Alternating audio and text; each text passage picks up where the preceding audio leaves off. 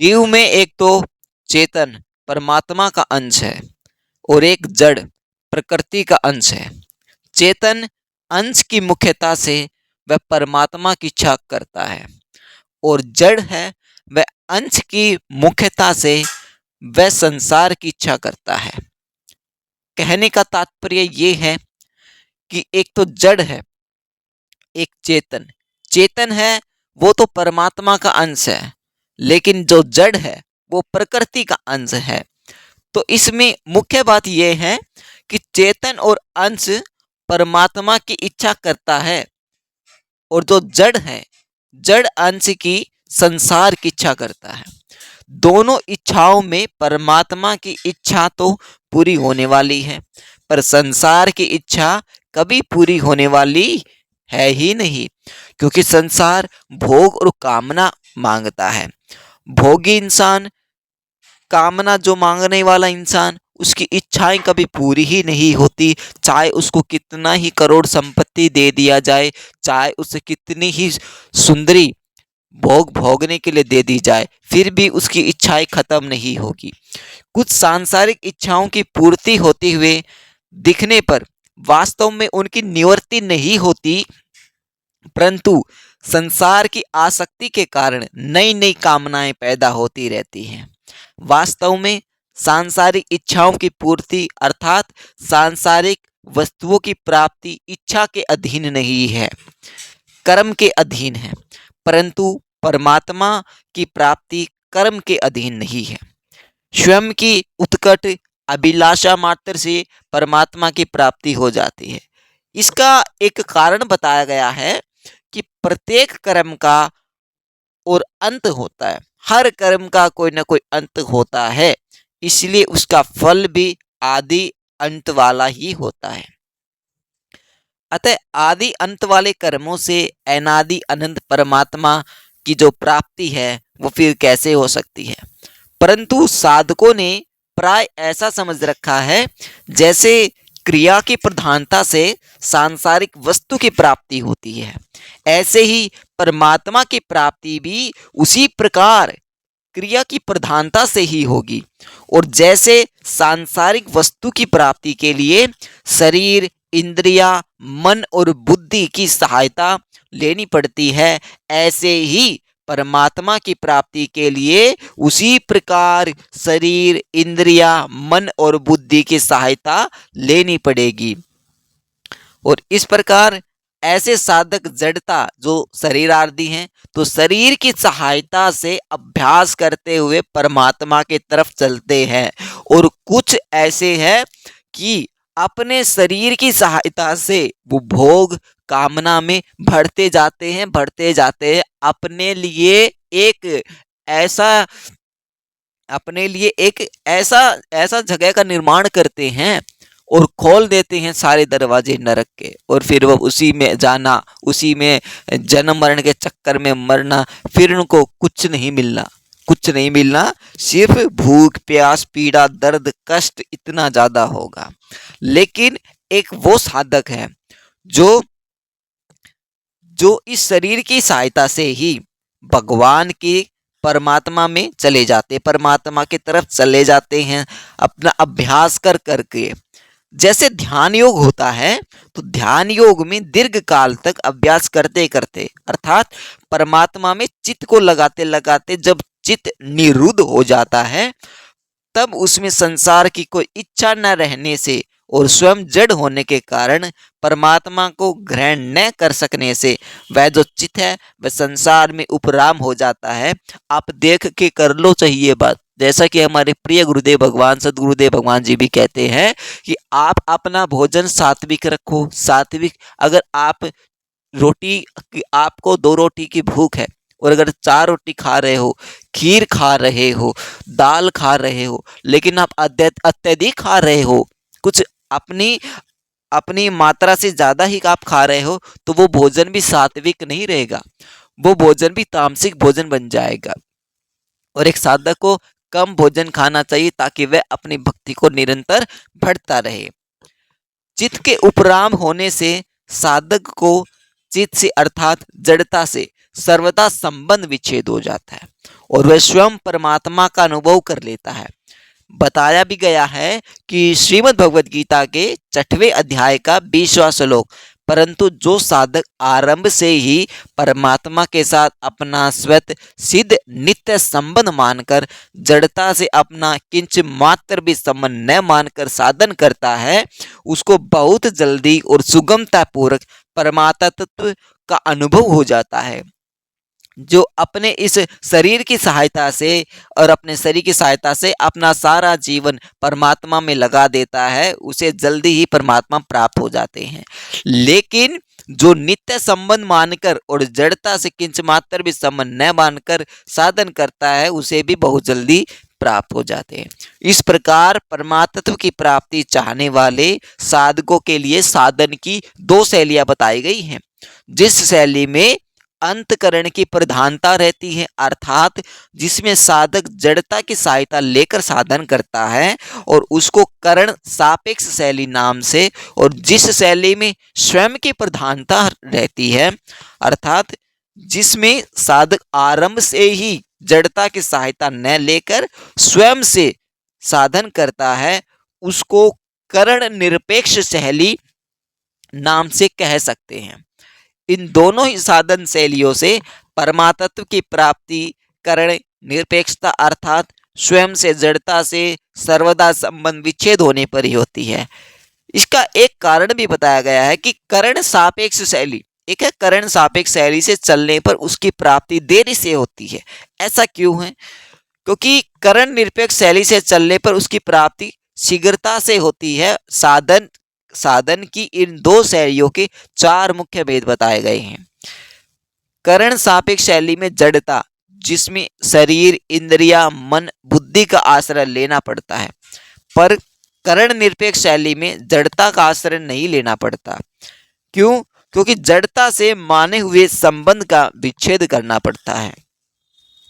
करण सापेक्ष शैली में एक नई अवस्था का निर्माण होता है। करण निरपेक्ष शैली में अवस्थाओं में संबंधी विच्छेद होकर अवस्थातीत तत्व का अनुभव होता है। करण सापेक्ष शैली में ही प्राकृत शक्तियां, सिद्धियों की प्राप्ति होती है, पर करण निरपेक्ष शैली में प्राकृत शक्तियों से संबंध विच्छेद होकर सीधे परमात्म का अनुभव होता है। करण सापेक्ष शैली में कभी तत्काल सिद्धि नहीं मिलती, पर करण निरपेक्ष शैली में जड़ता से सर्वदा संबंध विच्छेद होने पर, अपने स्वरूप में स्थित होने पर, अथवा हम कहें कि भगवान के शरण में होने पर तत्काल सिद्धि मिलती है। पात जल योग दर्शन में तो योग की सिद्धि के लिए करण सापेक्ष शैली को महत्व दिया गया है, पर गीता में योग की सिद्धि के लिए करण निरपेक्ष शैली को ही महत्व दिया गया है। परमात्मा में मन लग गया तब तो ठीक है, पर मन नहीं लगा तो कुछ नहीं हुआ। यह करण सापेक्ष शैली है। इसका आप एक इतना आपको ज्यादा डिटेल में नहीं जानना, आपको ये जानना कि करण सापेक्ष शैली है क्या। देखिए, अगर हम जो भी साधना करते हैं, एक साधक साधना करता है, सात्विक भोजन करता है, निरंतर भगवत में ध्यान लगा रहता है, परमात्मा में ध्यान लगा रहता है, अगर उस साधक का परमात्मा में मन लग गया तो समझ लेना कि करण सापेक्ष शैली है। अगर मन नहीं लगा तो फिर कुछ भी नहीं हुआ। परमात्मा में मन लगे या ना लगे, इसका हमें कभी भी सोच विचार नहीं करना चाहिए कि हमारा परमात्मा में मन नहीं लग रहा है तो हम छोड़ दे। नहीं, परमात्मा में मन लगे या ना लगे, ऐसा ही गुरुदेव भगवान भी कहते हैं, ऐसा श्रीमद् भगवद गीता में भी लिखा हुआ है कि परमात्मा में मन लगे या ना लगे कोई बात नहीं, पर स्वयं परमात्मा में लग जाए, यह करण निरपेक्ष शैली है। अर्थात हमें परमात्मा में मन लग रहा है या नहीं लग रहा है, ये कोई विषय नहीं है, कोई विषय नहीं है, हमें निरंतर करना चाहिए। एक ना एक दिन तो ऐसा समय आएगा जब हमारा परमात्मा में मन लगेगा। इसका एक और तात्पर्य बताया गया है कि कर्ण सापेक्ष शैली में परमात्मा के साथ मन और बुद्धि का संबंध है, और कर्ण निरपेक्ष शैली में मन और बुद्धि से संबंध विच्छेद पूर्वक परमात्मा के साथ स्वयं का संबंध है। इसलिए कर्ण सापेक्ष शैली में अभ्यास के द्वारा कर्म से सिद्धि होती है, पर करण निरपेक्ष शैली में अभ्यास की आवश्यकता नहीं है। कारण कारण यही है कि स्वयं का परमात्मा के साथ सिद्ध नित्य संबंध नित्य योग है। अतः भगवान से संबंध मानने अथवा जानने में अभ्यास की आवश्यकता नहीं है। कैसे? देखिए, एक उदाहरण के तौर पर मैं आपको समझाता हूं कि जैसे विवाह होने पर स्त्री पुरुष को अपना पति मान लेती है, उसे जानती नहीं है वो पहले से, लेकिन जब उसका विवाह हुआ, उसके परिवार वालों ने उसका विवाह किया, तो लड़की ने अपने पति को ही अपना सब कुछ मान लिया। तो ऐसा मानने के लिए उसको कोई अभ्यास नहीं करना पड़ता। इसी तरह किसी के बताने पर यह गंगा जी है, ऐसा जानने के लिए कोई अभ्यास नहीं करना पड़ता। कारण करण सापेक्ष शैली में तो अपने लिए साधन करने क्रिया की मुख्यता रहती है, पर करण निरपेक्ष शैली में जानने विवेक और मानने भाव की मुख्यता रहती है। मेरा जड़ता शरीर आदि से संबंध है ही नहीं, ऐसा अनुभव न होने पर जब साधक इसी को आरंभ से ही दृढ़ता पूर्वक मान लेता है, तब उसे ऐसा ही स्पष्ट अनुभव हो जाता है। जैसे देखिए, जैसे वह मैं शरीर हूं और शरीर मेरा है, और इस प्रकार गलत मान्यता करके वह बंधा था, ऐसे ही मैं शरीर नहीं हूं और शरीर मेरा नहीं है, इस प्रकार सही मान्यता करके मुक्त हो जाता है। क्योंकि मानी हुई बात न मानने से मिट जाती है, और यही सिद्धांत है। ऐसा ही हमारे प्रिय सद्गुरुदेव भगवान भी कहते हैं कि जैसे मैं शरीर हूं और शरीर मेरा है, इस प्रकार की मान्यता करके बंधा था, और मैं शरीर नहीं हूं, शरीर मेरा नहीं है, ये सब इस बात को भगवान ने गीता में भी कहा है कि जो अज्ञानी मनुष्य होते हैं, शरीर से संबंध जोड़कर उसे होने वाली क्रियाओं का कर्ता अपने को मान लेता है। कि जैसे हमारा जो ये शरीर है, हम सोच रहे हैं हमारा शरीर है, हमारा ही सब कुछ है, लेकिन ये नहीं पता कि शरीर सिर्फ एक एक प्रकार की क्रिया दी हुई है भगवान ने। इस शरीर की सहायता से हम बहुत कुछ अच्छे कार्य कर सकते हैं। हम दान तप धर्म व्रत कर्म सही कर्म कर सकते हैं, हम परमात्मा में विलीन हो सकते हैं इस शरीर के द्वारा ही। लेकिन कुछ व्यक्ति ऐसे हैं, इस शरीर को अपना सब कुछ मान लेते हैं, अपने शरीर के लिए पता नहीं क्या क्या करते हैं, और फिर एक ऐसा समय आता है जब ये शरीर उसका साथ छोड़ देता है। अब शरीर को इतना पाला, इतना पोसा, अब शरीर ने उसने इतना साथ दिया नहीं दिया ना, शरीर ने उतना ही साथ दिया जितना उसका समय दिया था भगवान ने।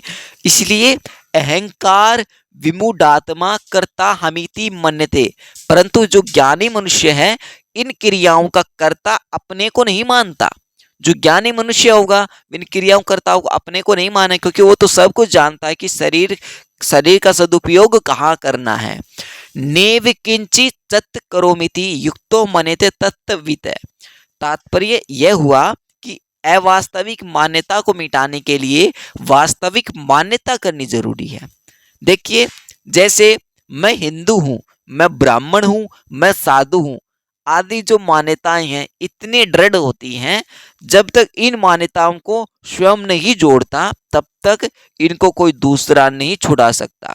ऐसे ही मैं शरीर हूँ, मैं करता हूँ आदि जो मान्यताएं हैं वो भी इतनी दृढ़ हो जाती हैं कि इनको छोड़ना साधक को कठिन मालूम होता है। परंतु ये जो लौकिक मान्यताएं हैं अवास्तविक असत्य होने के कारण सदा रहने वाली नहीं है, क्योंकि प्रत्युत ये मिटने वाली है। ये शरीर क्या है? ये मिटने वाला शरीर, एक ना एक दिन इस शरीर को मिटना है। लेकिन ये इस शरीर के द्वारा किया गया जितना भी धन कमाया गया है, इस शरीर के द्वारा जितनी भोग विलासना में कामना, जो शरीर को इतना ज्यादा काम में लगाया गया है, अंत में एक ऐसा समय आएगा ये शरीर ही हमें छोड़ के चला जाएगा और फिर हम दर दर भटकेंगे, पीड़ा कष्ट ऐसे ही हमें होता रहेगा। जब तक हम इस शरीर का सदुपयोग नहीं करेंगे तब तक हम अपने जीवन का कल्याण नहीं कर सकते। भगवान ने जो हमें जीवन दिया है, ये पूरा जो ढांचा दिया है, इस ढांचे का जब तक हम सदुपयोग करके परमात्मा में अपना अपना इस जीवन को नहीं लगा लेते, तब तक हमारा ये जो शरीर है, शरीर बेकार है। इसको पालना पोसना कमाना भोगना सब कुछ बेकार है। इसके जो यहाँ पे बताया गया है ये लौकिक मान्यताएं हैं, सिर्फ अवास्तविक असत्य होने के कारण सदा रहने वाले नहीं है, प्रत्युत मिटने वाली है।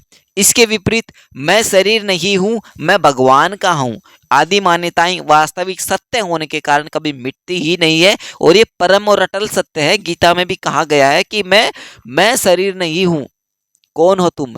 मैं शरीर हूं, मैं शरीर नहीं हूं, कौन हो तुम? मैं भगवान का हूं, जो है वो भगवान का हूं और भगवान में ही जाना चाहता हूं। हर जीव की यही पुकार है, पर हर जीव ये समझता नहीं है क्योंकि उसे पूर्ण रूप से ज्ञान नहीं है।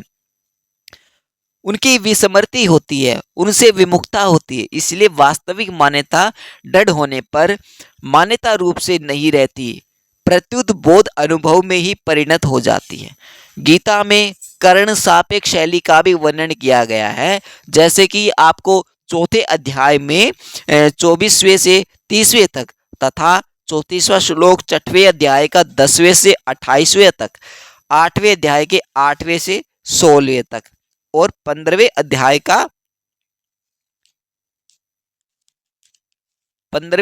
का 11वां श्लोक मुख्य रूप से कर्ण निरपेक्ष शैली का ही वर्णन हुआ है।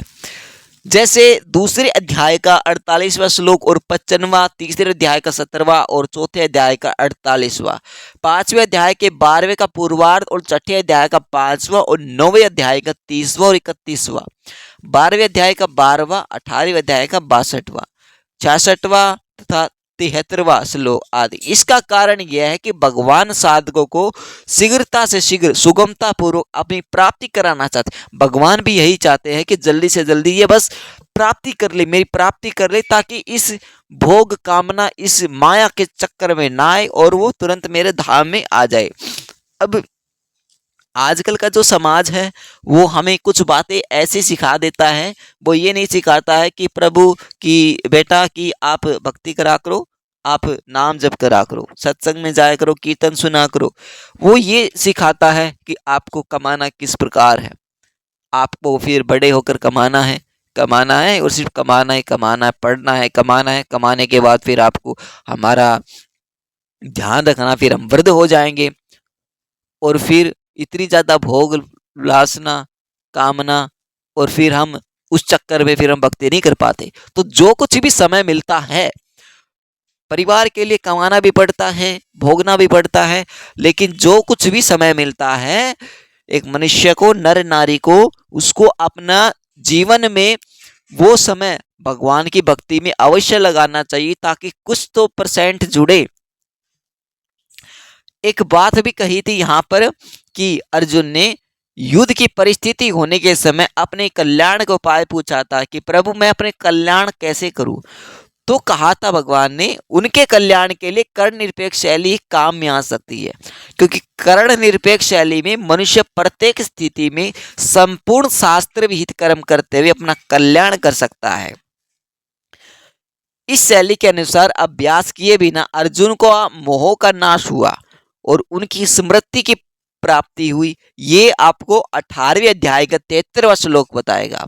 साधन की कर्ण निरपेक्ष शैली सबसे अधिक समान रूप से उपयोगी है, क्योंकि इसमें किसी विशेष योग्यता परिस्थिति की आवश्यकता नहीं है। इस शैली में केवल परमात्मा प्राप्ति की उत्कट अभिलाषा होने से तत्काल जड़ता से संबंध विच्छेद और नित्य परमात्म तत्व का अनुभव हो जाता है। जैसे कितने ही वर्षों का अंधेरा हो, एक दिया सलाई जलाते ही वह नष्ट हो जाता है। जंगल में पूरा अंधेरा है, अगर आपने एक दीपक रख दिया तो फिर देखिए उजाला ही उजाला हो जाएगा।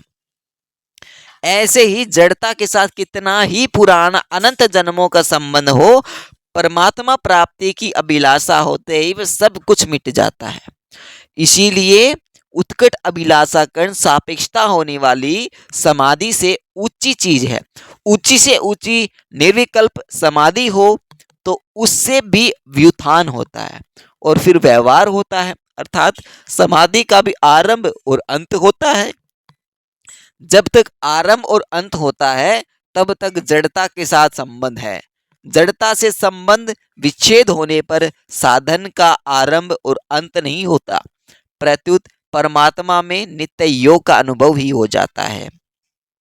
अगर वास्तव में हम बात करें तो देखा जाए तो परमात्मा वियोग कभी हुआ ही नहीं और होना संभव ही नहीं। केवल संसार से माने हुए संयोग के कारण परमात्मा से वियोग प्रतीत हो रहा है।